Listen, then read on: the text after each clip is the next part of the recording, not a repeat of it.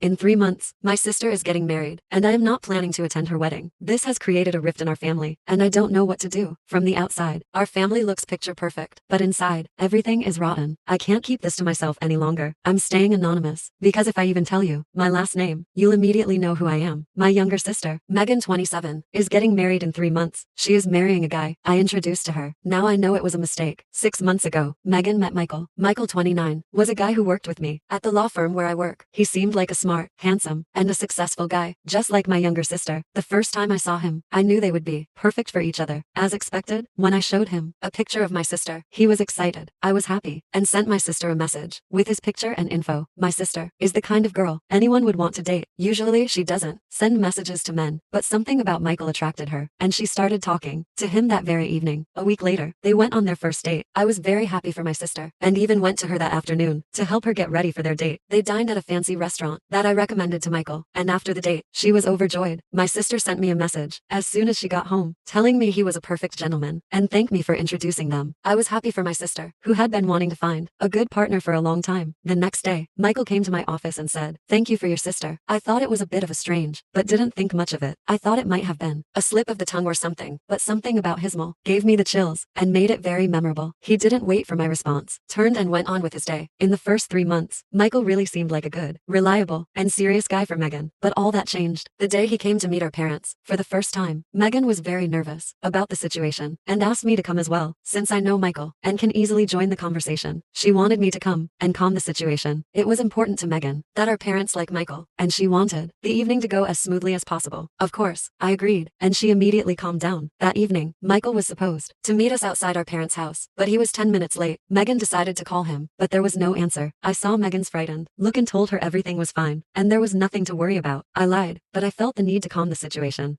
I suggested that perhaps it was a good time for her to prepare the ground for Michael's arrival, to talk to our parents and praise him. After all, my dad really appreciates hard work, and if there's a reason good enough for being late for a meeting with him, it's this. Megan agreed and went inside to calm our parents. Meanwhile, I went down our street and tried to reach Michael on his phone. After the third call, Michael answered me shortly. "What do you want?" He shouted at me. At any other time, I would have hung up on such a person, but I swallowed my pride for my little sister. I told him I was with Megan at our parents' house, and we were waiting for him. He fell silent for a few seconds and immediately changed his tone. He said he was stuck in traffic and would be there in half an hour. He hung up before I could respond. I entered my parents' house and explained the situation to them, even though I knew for sure he wasn't in his car, but I tried to continue the evening as usual. Michael arrived after 40 minutes with a bouquet of flowers for my mother and an expensive bottle of whiskey for my father. My parents hugged him, and he explained he was stuck in traffic because he was looking for my mother's favorite flowers in the city center. He hugged Megan affectionately and then turned to me with a cool smile and a light hug. He didn't understand what I was doing there and wanted me to leave. At dinner, he charmed everyone. He told story after story about his work and weekly golf games and even complimented my mother just enough. After we finished dessert, he surprised everyone by pulling out a huge engagement ring and proposing to my little sister after only 3 months of dating. Enchanted, she said yes, and I was left in shock. I tried to catch my father's eye to see if he had asked for their permission, but to no avail. My parents were already swept away by Michael's personal charm. I wondered if something was wrong with me, since I was the only one feeling this way about him. I decided to try and change my attitude and be excited for my sister, but when I approached to hug her, Michael wrapped his arm around her and blocked my attempt to hug my sister. That's when I felt he was actively trying to keep me out of their relationship. The next day, my sister called and asked me to be her maid of honor. I agreed, but for one reason only. I needed to be close enough to the bride and groom to understand what was wrong with this Michael.